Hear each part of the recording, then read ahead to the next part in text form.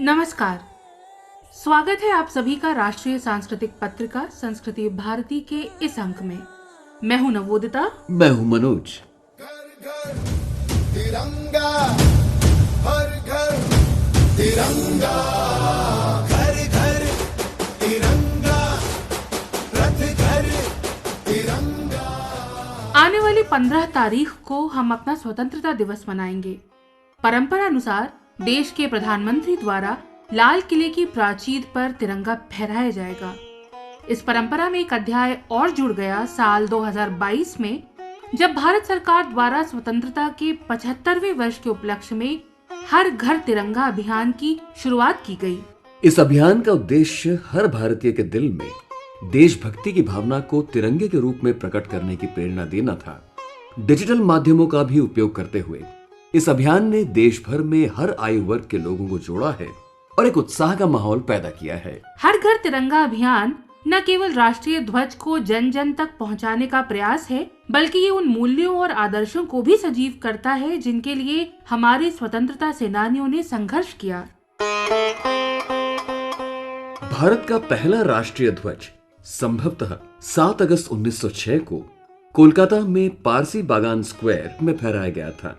इसमें लाल, पीले और हरे रंग की 3 क्षैतिज पट्टियां शामिल थीं, जिनके मध्य में वंदे मातरम लिखा हुआ था। उधर मैडम भीकाजी कामा ने निर्वासित क्रांतिकारियों के साथ मिलकर 1907 में जर्मनी में भारतीय ध्वज फहराया, जो विदेशी भूमि में फहराया जाने वाला पहला भारतीय ध्वज था। 1917 में डॉक्टर एनी बेसेंट और लोकमान्य तिलक द्वारा होम रूल आंदोलन के दौरान एक नए झंडे को अपनाया गया। लाल और हरी क्षैतिज पट्टियों से बने इस ध्वज में सप्तऋषि विन्यास में 7 सितारे और एक सफेद अर्धचंद्राकार तारा ध्वज के शीर्ष कोने पर अंकित था। 1931 में कांग्रेस समिति की कराची बैठक में भारतीय स्वतंत्रता सेनानी पिंगाली वेंकैया का डिजाइन किया हुआ तिरंगा कुछ बदलाव के साथ भारत के राष्ट्रीय ध्वज के रूप में अपनाया गया। संविधान सभा द्वारा 22 जुलाई 1947 को राष्ट्रीय ध्वज के प्रस्ताव को अपनाया गया। इस प्रस्ताव में कहा गया कि भारत का राष्ट्रीय ध्वज समान अनुपात में गहरा केसरी, सफेद और गहरे हरे रंग का तिरंगा है। सफेद पट्टी में गहरे नीले रंग का अशोक चक्र है। केसरी रंग साहस का प्रतीक है, सफेद शांति का और हरा रंग उर्वरता का, जबकि अशोक चक्र दिखाता है कि गति में ही जीवन है। संविधान में उल्लिखित मौलिक कर्तव्य ये आग्रह करते हैं कि भारत का हर नागरिक संविधान का पालन करे, उसके आदर्शों, राष्ट्रीय ध्वज और राष्ट्रगान का सम्मान करे, और ये सुनिश्चित करने के लिए राष्ट्रीय गौरव अपमान निवारण अधिनियम भी है।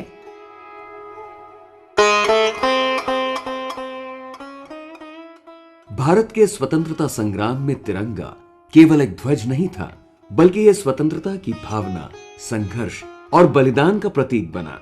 तिरंगे के विकास की कहानी भारत की स्वतंत्रता की यात्रा से गहराई से जुड़ी हुई है और आज के समय में हर घर तिरंगा अभियान इस ध्वज के महत्व को एक बार फिर से उजागर कर रहा है। विजयी विश्व तिरंगा प्यारा, झंडा ऊंचा रहे हमारा।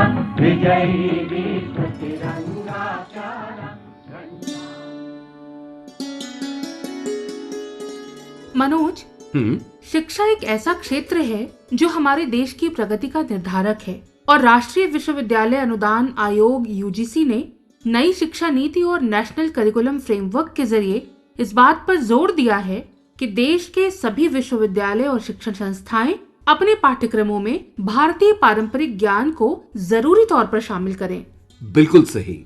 आज जब ज्ञान विज्ञान के क्षेत्र में परस्पर आवाजाही बढ़ी है, साथ साथ पुरानी सभ्यताओं और संस्कृतियों के जीवन दृष्टि और मूल्यों को नए आलोक में देखने का प्रयास हो रहा है, तो हमारे पाठ्यक्रमों में भी इस दृष्टि का जुड़ना आवश्यक हो जाता है।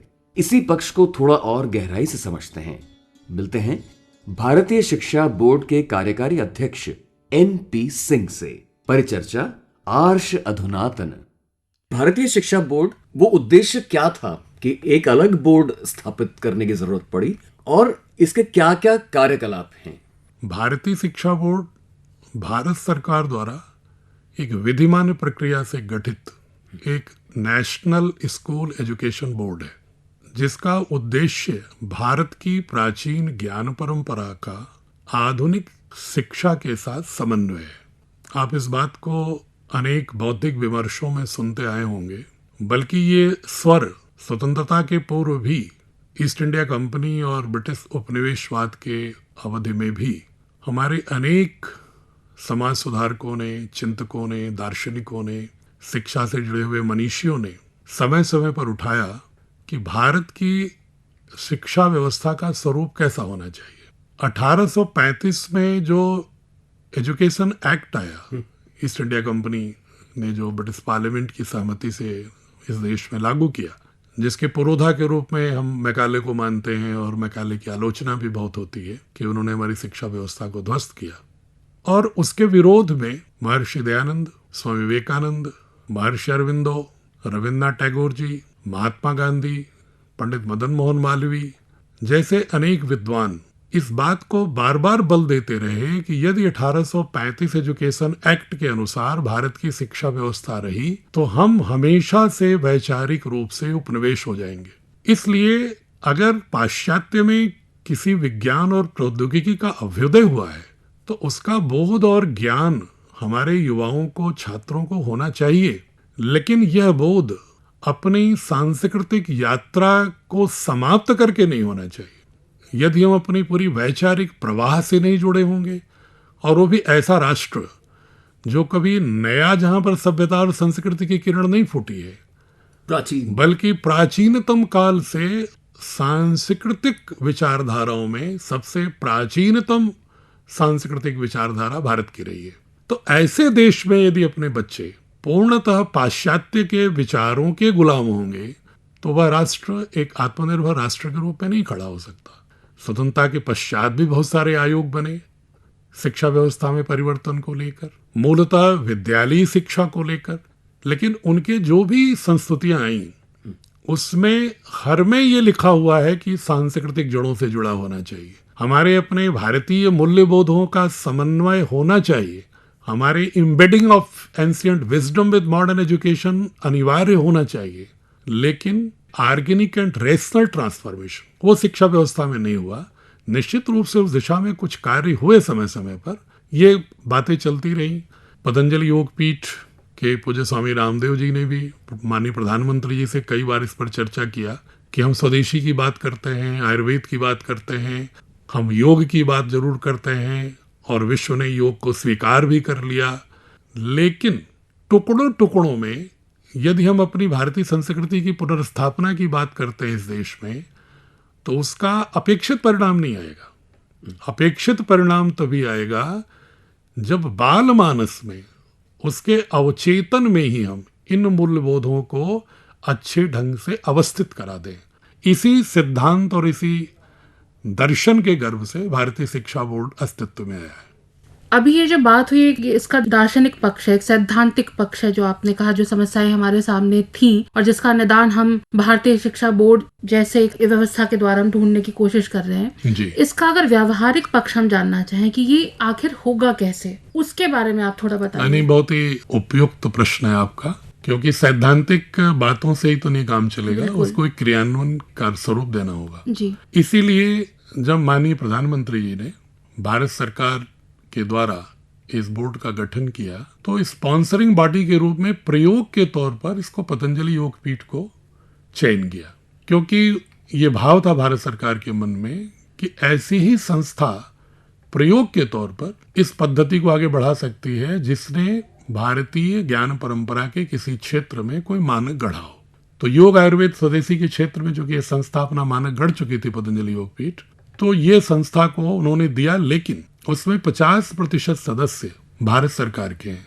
उसमें डायरेक्टर एनसीईआरटी भी हैं, चेयरमैन सीबीएसई भी हैं, केंद्र सरकार द्वारा नामित केंद्रीय विश्वविद्यालयों के कई कुलपति महोदयान हैं और अनेक शिक्षाविद हैं। और जो संस्था पतंजलि योग पीठ भी उन्हीं को सदस्य बना सकती थी जो भारत सरकार द्वारा निर्धारित मानकों के अनुरूप जिनकी व्यक्तित्व और योग्यता हो। जहां पर आधुनिक विज्ञान से जुड़े हुए विद्वान हो, वहीं संस्कृत और उसके शास्त्रों से जुड़े हुए लोग भी हों, ताकि परस्पर मंथन के माध्यम से एक अच्छा संयोजन किया जा सके। जैसे उदाहरण के लिए ये बोर्ड अब गठित हो गया, अब सबसे बड़ी चुनौती होती है किसी भी शिक्षा व्यवस्था में, स्कूल एजुकेशन में, वो सबसे पहले होता है उसका लक्ष्य, फिर है उसका कैरिकुलम, पाठ्यक्रम कैसा होगा, उसके आधार पर पाठ्यचर्या कैसी होगी, पाठ्यचर्या के आधार पर पुस्तकों की संरचना कैसी होगी, और पुस्तकों की संरचना में ये भी ध्यान रखना होगा कि शिक्षण पद्धति, पेडागोजिकल अप्रोच क्या रखा जाएगा, और उसके अंतिम जो लक्ष्य होता है कि हम किसी भी छात्र छात्रा को, विद्यार्थी को कैसा गढ़ना चाहते हैं, उसके लिए हम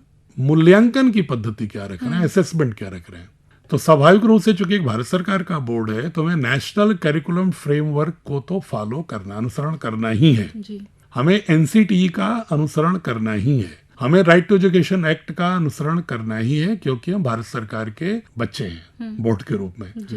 लेकिन हमें उसमें ये स्वतंत्रता है कि हम एनसीएफ की सीमा में रहते हुए विभिन्न उम्र के अनुसार, उनकी भाषा के अनुरूप उस कक्षा में विभिन्न विषयों में हम पुस्तकों को इस तरह से तैयार करें कि उन्हें आज की तारीख में जो 21वीं सदी की चुनौतियां हैं, उनका सामना करने के लिए, उनका समाधान रखने के लिए भी पूर्ण दक्षता हो, लेकिन उस दक्षता के विकास में आधुनिक ज्ञान के साथ साथ उन्हें पूरे अपनी जो भारत की लंबी हजारों वर्ष की सांस्कृतिक यात्रा है, उसमें जो उपजे हुए मूल्यबोध हैं, वैल्यू सिस्टम है, उसकी भी इम्बेडिंग हो। और साथ ही अगर उन विषयों में प्राचीन हमारे ऋषियों द्वारा या विद्वानों द्वारा, गणितज्ञों द्वारा, खगोल वैज्ञानिकों द्वारा, आयुर्वेद के विद्वानों द्वारा, दार्शनिकों द्वारा जो भी एक ज्ञान की निधि दी गई है, उसके बारे में भी उस पाठ के अनुरूप उसको भी सम्मिलित किया जाए, और आधुनिक ज्ञान और प्राचीन विजडम जो हमारा प्राचीन प्रज्ञा है, उसके साथ उनके अंदर सिंथेसिस करने का, संश्लेषण करने का भी सामर्थ्य हो, ताकि पुरातन और नूतन का अद्भुत समन्वय हो। ऐसा ना हो कि वो बोझिल हो। ये चुनौती थी, तो हमने उसके आधार पर पुस्तकें अपनी 8वीं तक तैयार कर ली हैं। एक प्रश्न तुरंत जो मेरे मन में आ रहा है, जितना मैं अभी तक समझ पाया हूँ नवोदिता, पुस्तकें अभी भी मतलब जो अन्य बोर्ड्स अपनी किताबें होती हैं उनकी, तो ये जब आएंगी तो मैं अगर एक छात्र हूं तो मेरे मन में बिल्कुल ये उत्सुकता जायज है कि मैं ये वाली पुस्तक लूं या ये वाली, तो इसको कैसे समन्वय किया जाए? नहीं, ये बहुत ही खूबसूरत समन्वय मिलेगा मनोज जी, अगर आप पुस्तक हमारी देखेंगे। गणित है, हम पाइथागोरस प्रमेय पढ़ाएंगे, लेकिन जिसने बौधायन सूत्र, शुल्ब सूत्र पढ़ा होगा, जिसने आपस्तंभ का शुल्ब सूत्र पढ़ा होगा, जिसने कात्यायन और मानव का शुल्ब सूत्र पढ़ा होगा, वेदों की वेदिकाएं 70 प्रकार की ज्यामिति आकार की बना करती थी उन्हीं शुल्ब सूत्रों के आधार पर, लेकिन हम उस ज्यामिति की 2 लाइन भी चर्चा नहीं करते पुस्तकों में। जो देश नंबर सिस्टम का जन्मदाता रहा हो, एक आइंस्टीन का बहुत ही प्रसिद्ध वाक्य है, वो कहता है कि हम भौतिक विज्ञान को प्रौद्योगिकी तक ले जाने में सफल ही नहीं हो पाते यदि भारत से दिया हुआ अंकों के गणित का ज्ञान हमें नहीं मिला होता। सबसे बड़ा भाषा विज्ञान, पाणिनि ने जो 3998 सूत्र बनाए हैं शब्द गढ़ने के, लेकिन बच्चे पाणिनि को नहीं जानते। स्वाभाविक रूप से 16वीं 17वीं शताब्दी के बाद जो विज्ञान का एक नया दौर आया है यूरोप में, वह मानवता को एक नई दिशा दे रहा है। उसको भी हमें सीखना चाहिए, उनसे भी आगे बढ़ने की आकांक्षा होनी चाहिए उस क्षेत्र में। लेकिन वह देश जिस देश से सीखने की बात पूरी दुनिया कहती हो, उनके बच्चों को, उनकी संस्कृति को अगर हीन भावना लाई जाए तो हमें उसका निराकरण तो करना होगा। उस विश्व का समाधान ही है भारतीय शिक्षा बोर्ड, और हमारी पुस्तकें इसी रूप में है, बहुत ही संतुलित हैं कि इसमें भारत बोध भी दिखेगा और पूरा आधुनिक विश्व भी दिखेगा, बल्कि उनके बच्चों के अंदर ये सामर्थ्य विकसित करने का भाव भी दिखेगा कि 21वीं सदी नहीं, किसी भी सदी में कुछ जो इटरनल वैल्यूज होते हैं, जो मानव के अस्तित्व के लिए आवश्यक होते हैं, वह बोध भी हमारी पुस्तकों में उन्हें दिखेगा।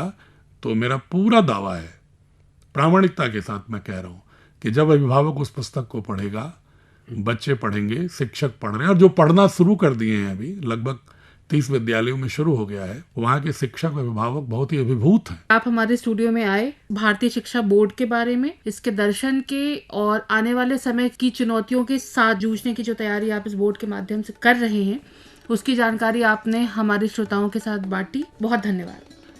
मनोज जी, आपको भी बहुत बहुत धन्यवाद। नवनीता, आपको बहुत बड़ा।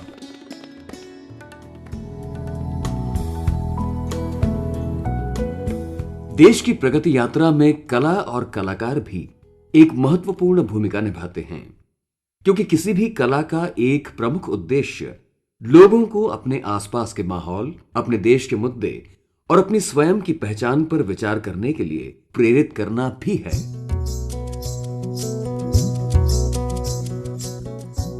भारतीय कलाकार मी जे आजकल सेंट लुई अमेरिका में रहकर काम कर रही हैं। समकालीन कला में एक अनूठी शैली और दृष्टि के साथ उनकी कला समाज, संस्कृति और व्यक्तिगत पहचान के मुद्दों पर केंद्रित होती है। आइए सुनते हैं मी जे को। इमर्सिव इंस्टॉलेशन, सांस्कृतिक पहचान और अनुभवों की सामुदायिकता। हिस्ट्री में मास्टर्स की, फिर आपने एमफिल लिबरल आर्ट्स में की और ये सारी पढ़ाई आपने यहाँ भारत में की। आज आप जहाँ पर हैं, जिस तरह का काम आप कर रही हैं, तो कैसे इस तरफ आपका आना हुआ?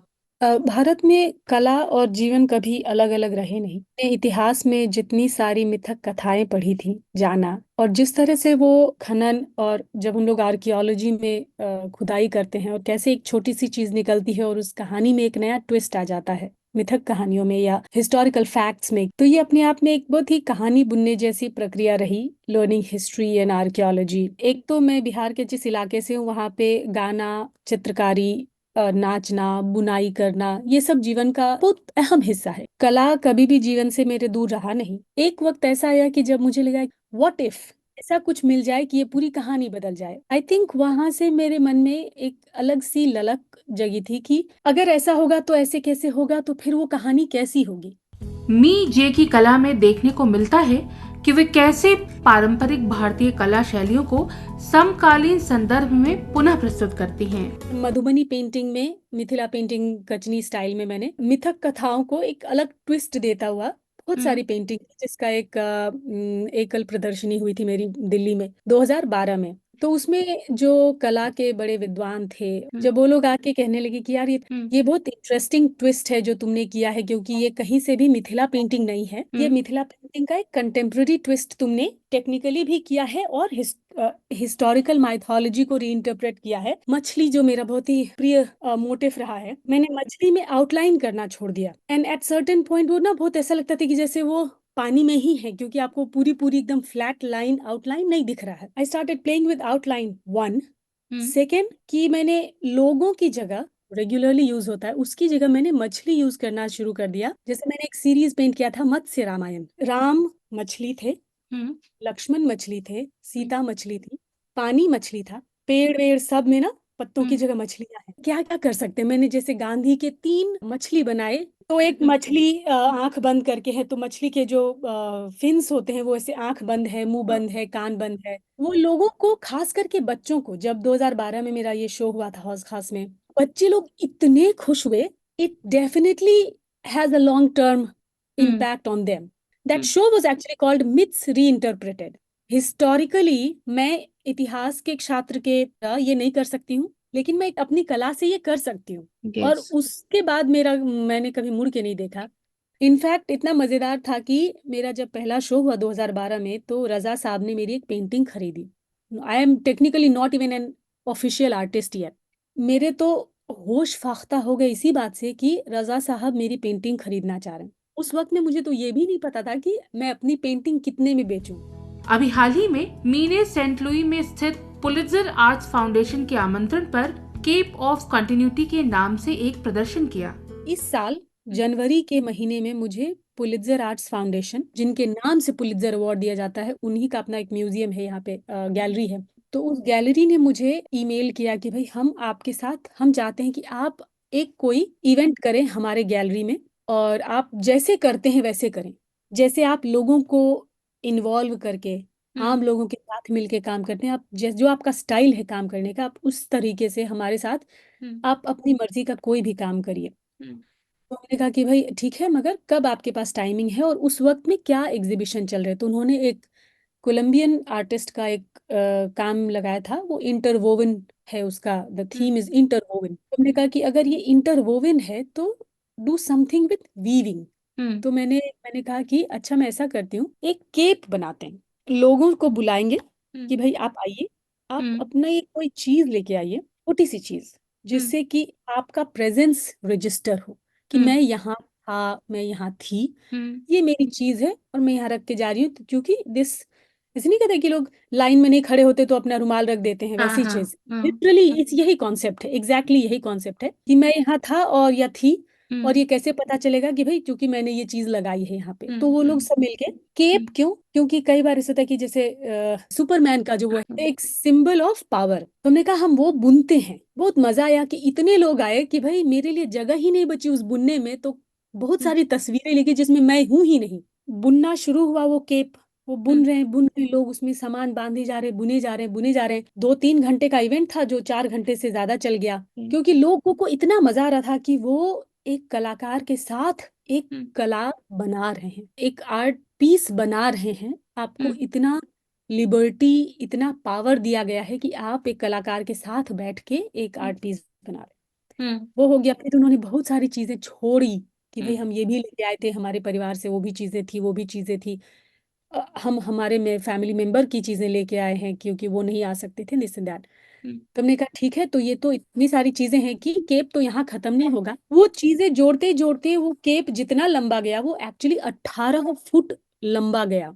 मैंने हाथ से बुनी है, तो वो ब्लैक रिबन्स हैं जो हम लोग बाल में बांधते हैं, रिबन। काला रिबन है जिसको मैंने उंगलियों से बुना है, उसमें कांटा और वो सब नीडल नहीं यूज किया कुछ भी। उंगलियों से बुनते गए और उसमें बीच बीच में चीजें बांधते गए। 18 फीट लंबी वो केप। अगली बार ये हुआ कि उन्होंने ही कहा कि भाई अब ये केप बना, अब लोग देखेंगे कैसे कि उन्होंने क्या बनाया आपके साथ। फिर एक और इवेंट ऐसा किया जाए, तो जुलाई 6 को 2024 में ये हुआ कि भाई वो केप रखा जाएगा, फिर से विजिटर्स आएंगे और वो लोग मुझे पहनाएंगे। ओके। तो हमने कहा कि ये एक रिचुअल हो गया, ये एक तरह का पूरा एक सेरेमोनियल एक्शन है। क्योंकि ये केप मेरा नहीं है, सिर्फ मैंने नहीं बनाया, ये बिना लोगों के संभव नहीं था, तो मैंने कहा नहीं, अब लोग ही मुझे पहनाएंगे। मैंने एक चेहरा ढकने वाला एक गोल्डन धागे से बनाया था, वो पूरा चेहरा ढक लिया अपना, हाथ में एक लकड़ी ली और मैं वो पहन के चल के आई बगीचे से बाहर, गैलरी में अंदर आए हम लोग। फिर मैंने उसको उतार के कहा कि आपने मुझे इस लायक समझा कि मैं इतने बड़े कम्युनिटी को रिप्रेजेंट करूं, कम्युनिटी के इंटरकनेक्टेडनेस को रिप्रेजेंट कर रही हूँ इस केप से, और आपने मुझे लीडर के जैसे चुना, उसके लिए बहुत धन्यवाद। अब अगला लीडर कौन होगा? तो मजेदार कि मेरा बच्चा जो 6 साल का है, उसने बोला मैं। 3 फीट 4 फीट के बच्चे ने 18 फीट का वो केप पहना, चेहरे में वो गोल्डन मास्क लगाया, ऐसे डंडा लेके चला, और धीरे धीरे उसकी देखा देखी, कितना मजेदार है कि एक बच्चे ने इनिशिएट किया। ऑडियंस के लोग ना एक एक करके आ रहे थे, वो डर डर के कि भाई आर्ट है। ऑलमोस्ट जितने लोग वहां थे सब लोग आए, सब लोग चल लिए। तो मैंने पूछा कि भाई कैसा लगा? आपने वो गोल्डन वेल पहन लिया है, तो अब आप नहीं है, आप कोई और हो गए हैं, जो बहुत ज्यादा यूनिक है। दूसरा कि ये एक आर्ट पीस को पहन के खुद ही एक आर्ट पीस बन गया या बन गई हूँ। एम्पावरिंग एंड स्पेशल फीलिंग है सेंटर स्टेज में होके, एक गैलरी स्पेस में, एज एन ऑर्डिनरी पर्सन मैं इतना स्पेशल फील कर रही हूँ। मुझे ये समझ में आया कि जब आप लोगों को शामिल करते हैं एक क्रिएटिव प्रोसेस में, तो वो प्रोसेस अपने आप में इतना एनरिच होता जाता है कि जो आर्ट पीस आपने बनाया वो एंड प्रोडक्ट नहीं होता है या रह जाता है, एंड प्रोडक्ट हो जाता है कि लोग किस तरह से शामिल होते हैं। वो कि अपने साथ, अपने दिल में, अपने दिमाग में, अपने शरीर में क्या लेके वापस जाते हैं। और मेरा आर्ट हमेशा से दिस केप, ये जो केप बनाया था इसका नाम था केप ऑफ कंटिन्यूटी। तो किस तरह से कम्युनिटी जुड़ती गई, जुड़ती गई, जुड़ती गई, जुड़ती गई, और ये एक प्रोसेस है, it is an on going process. इसीलिए कंटिन्यूटी का नाम है कि भाई मैं पहली लीडर बनी, मगर मेरे बाद कोई और बने, मेरे बाद उसके बाद कोई और बने, तो ये continuous, this continuity is the constant. मी की इंस्टॉलेशन कला में अक्सर अंतर सांस्कृतिक संवाद और प्रवासियों के अनुभवों की झलक होती है। वो विभिन्न माध्यमों का उपयोग करती हैं, जैसे कि स्कल्पचर, वीडियो और ध्वनि। मेरे लिए मटेरियल कोई नई चीज नहीं है, मेरे लिए चैलेंज होता है कि मेरे दिमाग में जो ये आइडिया है, मैं इसको किस फॉर्म में डालूं कि ज्यादा से ज्यादा लोग इसको देख सकें और कनेक्ट कर सकें। मैं कभी ऐसा ही करना चाहती हूँ वाला नहीं रही, दिशा में करना है बिल्कुल, कैसे करना है मुझे कभी पता नहीं होता है। कई बार मौके आते हैं, जैसे अभी लंदन में मेरा एक परफॉर्मेंस वीडियो लगा है जिसमें वो मातृत्व पर था कि आप शिशु को जो दूध पिलाते हैं, कई बार जैसे मैं स्टूडेंट थी और मुझे बच्चा हुआ पहले साल में और अगले 2 साल में पढ़ाई कर रही थी, तो बच्चा पालना, उसको दूध पिलाना, कि जब मैं क्लास में हूँ तो मैं उसको दूध कैसे पिलाऊंगी। उन्होंने मुझे अप्रोच किया कि भाई हमने आपका बहुत सारा काम देखा है और हम जानते हैं कि आप स्टूडेंट थे, आप माँ थे और आपका कोई परिवार नहीं था अमेरिका में, तो आपने बच्चा कैसे पाला, और उस अनुभव पे आप एक आर्ट प्लीज बना के हमको इस शो के लिए भेजिए। वो परफॉर्मेंस वीडियो बना, क्योंकि वो लंदन जाना था तो मैं कोई सामान नहीं भेज सकती थी लंदन, वो बहुत महंगा पड़ेगा, फाइनेंशियली मेरे लिए बहुत मुश्किल हो जाता। एक लाइब्रेरी है यहाँ पे जहाँ पे बहुत सारे दक्षिण भारत और दक्षिण एशिया मूल के लोग रहते हैं, तो उन्होंने कहा कि भाई आप हमारे बच्चों को सेंटर में रख के, तो मैं उनके लिए अलग एक बना रही हूँ। अभी आपने सुना कलाकार मी जे को।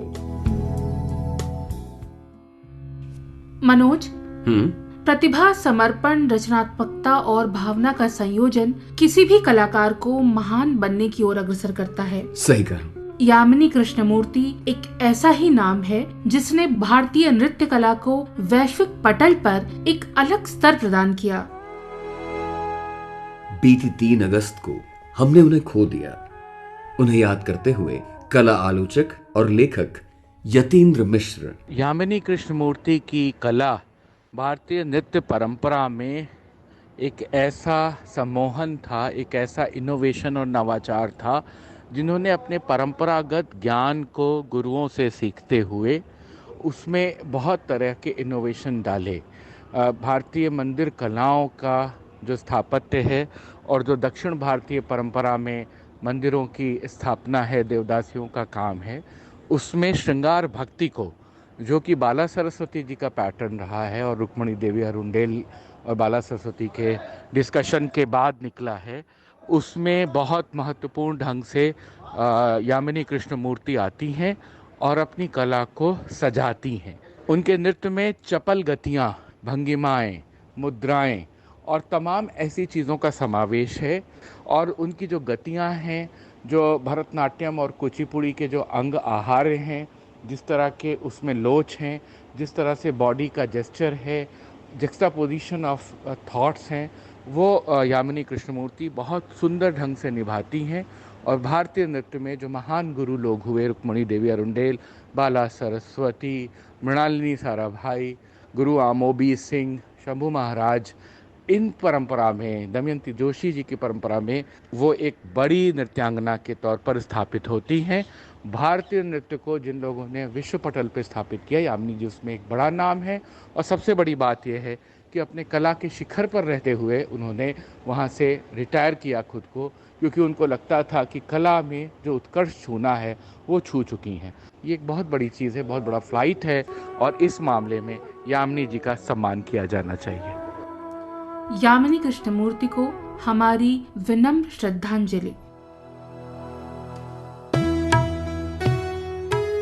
आदिवासी आबादी के अधिकारों को बढ़ावा देने और उनकी सुरक्षा के लिए हर साल की तरह ही इस बार भी कल यानी 9 अगस्त को विश्व आदिवासी दिवस मनाया गया, और 2 दिन बाद यानी 12 अगस्त को हम राष्ट्रीय पुस्तकालय दिवस मनाएंगे, जो पुस्तकालय और सूचना विज्ञान के क्षेत्र में महत्वपूर्ण योगदान देने वाले SR रंगनाथन की याद में हर साल मनाया जाता है।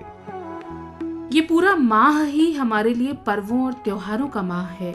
रक्षाबंधन, नाग पंचमी, श्री कृष्ण जन्माष्टमी, गोस्वामी तुलसीदास जयंती, पारसी नववर्ष, कर्किटका वावुबाली, चितलकी अमावस्या, आदि अमावस्या, ये सभी हम सबको श्रद्धा और उल्लास का अवसर प्रदान करते हैं। अगस्त का ये माह हमारे देश की गौरव स्मृति का माह है। लोकमान्य बाल गंगाधर तिलक, गुरुदेव रविंद्रनाथ ठाकुर, पंडित विष्णु नारायण भातखंडे, उस्ताद अमीर खान, उस्ताद बिस्मिल्लाह खान, रामकिंकर बैज, VS गायतुंडे, जहांगीर सबावाला, फिरोज शाह मेहता, आचार्य प्रफुल्ल चंद्र रे, रविशंकर शुक्ल की स्मृतियों को नमन करते हुए संपन्न होता है संस्कृति भारती का ये अंक। फिर मिलेंगे, तब तक के लिए मनोज और नवोदिता को अनुमति दीजिए। नमस्कार।